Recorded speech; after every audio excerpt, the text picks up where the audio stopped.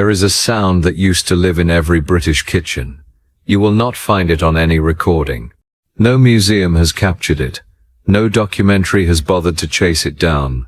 It existed for decades, every single morning, in millions of homes across Britain, and then, almost without anyone noticing, it vanished completely. We are not talking about a single sound. We are talking about an entire soundscape. The hum, the clink, the hiss, the rattle, the whir. A kitchen in 1974 did not look like a modern kitchen, and it certainly did not sound like one. It was loud. It was mechanical. It was alive in a way that today's silent, sealed, push-button kitchens simply are not. And here is the part that should unsettle you a little. The people who grew up with those sounds are still here. You might be one of them, but the sounds themselves are gone. Not fading. Gone. The objects that made them have been replaced, recycled, or thrown away. Before the supermarket fridge, before the weekly shop, before plastic-wrapped convenience, there was the milkman. Across towns and villages all over Britain, glass bottles were delivered to the doorstep early in the morning, often before the household had even woken up. You would hear the float approaching first, a low electric hum completely unlike the roar of a petrol engine, because most milk floats ran on electric batteries rather than combustion. Then came the sound that defined the start of the day. Glass against stone, bottles being set down on the step. One, sometimes two, sometimes three, depending on the size of the family. This was not a careless sound. It had a rhythm to it. A practiced motion repeated thousands of times by milkmen who knew exactly how many bottles each house on the street required. Who knew which families took extra on a Friday. Who noticed if the empties were not put out and would knock to check everything was all right. If your family took baking seriously, there is a very good chance a particular machine sat proudly on the counter, not hidden away in a cupboard but displayed, almost like a piece of furniture. The Kenwood chef. By the middle of the 1970s, an updated version of the machine, known as the A901 series, had replaced the earlier A701 model, offering a more streamlined design while keeping the same core mechanism. The Kenwood chef used what is known as planetary action, a mechanical design that allowed the beater or whisk to move in a circular pattern while also rotating on its own axis. Owners could fit the same motor to a mincer, a slicer, a coffee mill, a liquidizer, and even a juice extractor. One motor, a dozen different jobs. It was the most versatile single object many British kitchens ever owned. But what people remember most is the sound. A steady mechanical hum that filled the kitchen on a Saturday afternoon, rising in pitch as the speed dial was turned up. It was a sound associated entirely with effort turning into reward. You did not hear that hum and think of a chore. You heard it and thought of cake, of something good about to come out of the oven. Now here is where the story takes a turn. Because not every kitchen sound from that era was comforting. Some of them were genuinely a little frightening. The pressure cooker. Domestic pressure cookers had technically been available in Britain since 1949, hailed for how dramatically they could cut cooking times. But those early machines were genuinely dangerous. Without proper safety valves, a pressure cooker could, under the wrong conditions, fail catastrophically, sending its lid and its scalding contents upward with real force. It was only as safety legislation tightened through the 1970s that they became common in British homes, trusted enough to sit on the hob without a second thought. And even once it was considered safe, it still sounded like something you needed to keep an eye on. If you have made it this far, you already know more about your own childhood kitchen than you did 10 minutes ago, and we are only getting started. Before we go further into the parts of this story that get genuinely heavier, this is exactly the right moment to hit subscribe, so the rest of these vanished British memories land in front of you as soon as they go live. If a particular sound just brought back a specific memory, drop that memory in the comments below. Tell us exactly what it sounded like to you. And if this has already pulled you back somewhere you did not expect to go this morning, do a friend a favor and share it with them too. Now, let us keep going, because what comes next involves the single most physically demanding sound in the entire house. Laundry day. For most of the 1970s, this did not mean pressing a single button and walking away. It meant the twin tub. The twin tub washing machine sat in millions of British kitchens, and unlike the fully automatic machines that would eventually replace it, it demanded constant, hands-on involvement from start to finish. As the name suggests, it had two separate tubs. One side handled the actual washing, agitating clothes through hot, soapy water. The other side was a high-speed spin dryer, completely separate, requiring the washing to be physically lifted out of one tub and transferred into the other.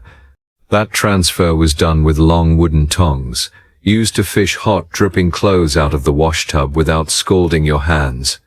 The smell of soap powder dissolved in hot water filled the kitchen first.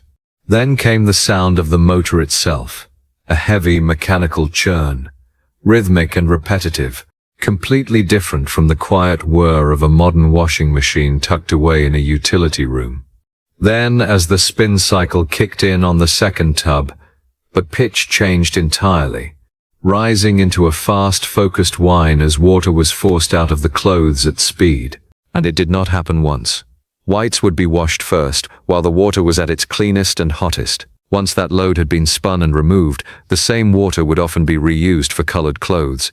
Some households were still using machines with an attached mangle on top, a pair of rollers that clothes were fed through by hand to squeeze out excess water. The result was a kitchen that on washing day genuinely filled with steam. Windows fogged up, the air turned warm and damp and smelled faintly of detergent. And the person standing over that machine was standing there, lifting wet fabric with wooden tongs, monitoring the process from beginning to end, for as long as the laundry took to finish. When fully automatic washing machines eventually replaced the twin tub, they did not just remove a noise, they removed hours of standing, lifting, and waiting from someone's week. There is one more sound we have not touched yet, and it might be the most overlooked of them all. The sound of washing up. The dishwasher remained a genuine rarity in British homes throughout the 1970s. For the vast majority of families, every plate and pan was washed by hand at the kitchen sink. The sound of that ritual was layered and specific.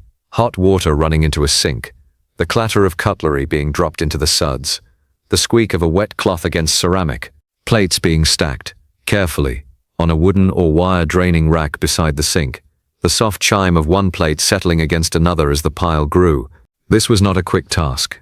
With no machine to take over, washing up after a full family meal could take a genuine chunk of the evening, standing at the sink while everyone else had already left the table. It was physical and repetitive labor that fell overwhelmingly on one person in the household, and it happened multiple times a day, every single day for years on end. Breakfast had its own small sound too, easy to forget precisely because it was so brief. The pop-up toaster by the 1970s, a well-established fixture on British counters, used a simple timer mechanism to cut the power and release the spring-loaded carriage the moment the toast was ready, producing that sharp, springy clatter that meant breakfast was a few seconds from being finished. It was loud, sudden, and oddly satisfying, a tiny mechanical full stop at the end of every single morning. Before we move to that bedside machine, there is one more sound sitting right in the middle of the kitchen, the kettle. For a huge stretch of British history, the kettle was not electric at all. It sat directly on the hob, a stovetop kettle with a spout fitted with a small whistle, and the sound it made as the water came to the boil was unmistakable, a rising, piercing note that started low and climbed steadily until someone crossed the kitchen to take it off the heat. That whistle was not subtle. It was designed to be heard from another room. Electric kettles became a common fixture through the 1960s and into the 70s, gradually sitting alongside and eventually replacing the old stovetop whistler. Even then, the sound did not disappear so much as transform. The electric kettle had its own voice, a rising hiss and rumble that built toward a rolling boil, before the automatic switch, when fitted, clicked off with a small, satisfying snap. The actual sound of tea depended entirely on which kitchen you happened to be standing in. And underneath nearly all of this, quietly running through every single one of these routines, was one more sound that rarely gets mentioned because it was almost never turned off. The radio. Through the 1950s and 60s, Many households gathered their entertainment around a radio set, sometimes combined with a record player in a single cabinet known as a radiogram. Voices and music drifted under the clatter of washing up, under the drone of the Kenwood chef, under the hiss of the pressure cooker, turning every mechanical sound into part of a larger soundtrack. Nobody designed that effect on purpose. It simply happened, every single day, until it became the unconscious backdrop of an entire generation's mornings and afternoons. There was one more layer to that gas-powered kitchen. Many gas hobs of the era came fitted with a permanently burning pilot light to ignite the rings, but the oven itself in a great many British kitchens still had to be lit by hand, often with a match or a long-handled lighter, accompanied by a soft hiss of escaping gas in the second or two before the flame caught. It was a small, slightly tense moment, repeated daily, that modern electronic ignition has made entirely unnecessary and entirely silent. Now, with the kettle, the radio, and the gas hob folded into the picture, the full kitchen is finally complete, and it brings us to the very last sound on our list, the smallest machine of them all, but one that carried a very particular kind of intimacy nothing since has managed to replace: the Teasmade, a distinctly British invention, and one that, when you explain it to anyone outside Britain, tends to get a genuinely surprised reaction. It was at its core an alarm clock that also boiled water and brewed tea automatically, positioned on the bedside table rather than in the kitchen itself, so that the very first sound of the day was not an alarm bell at all. It was the quiet click of the mechanism switching on, followed by the soft bubble of water heating, and finally the small, almost domestic clatter of tea being brewed before you had even opened your eyes. Think about what that actually meant. In a decade defined by physical labor in nearly every part of the home, here was one small machine designed entirely around comfort, around being woken gently rather than jolted awake, around the smell of tea reaching you before your feet even touched the floor. It did not save anyone hours of work the way the Kenwood chef or the pressure cooker did. Its entire purpose was simply to make the start of the day feel a little kinder. And that detail matters more than it might seem, because everything else in this kitchen was the sound of effort. The Teasmade was the sound of someone deciding that comfort deserved its own machine too. It would be easy to tell this story as a simple, comforting tale about nostalgia, about how things used to be slower, and how slower used to be better. But that is not actually the full truth. Here is what really happened. Through the 1980s and beyond, household appliance design across Britain shifted toward two specific goals: automation and quietness. These were not accidents. They were deliberate selling points. A washing machine that required no manual transfer between tubs was marketed as freedom. A fridge that kept food cold without anyone needing a stone slab or a cold stream was marketed as modern.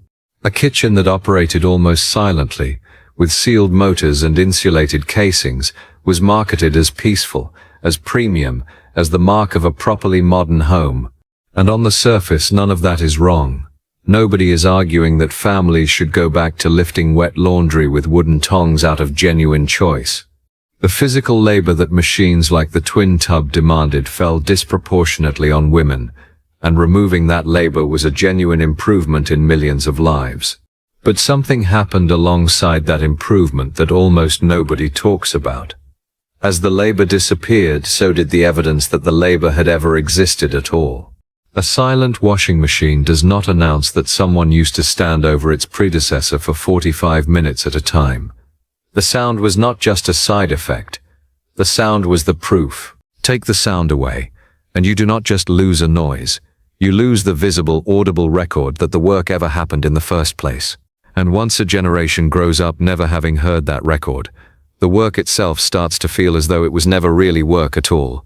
Just background, just how things used to be, vaguely, without detail. This is the quiet erasure we mentioned earlier, not a conspiracy, not anyone's deliberate plan, just the slow accumulated effect of decades of design choices. Choices that all pointed in the same direction, toward silence, toward automation, toward convenience, with absolutely no consideration for what that silence would eventually cost in terms of memory.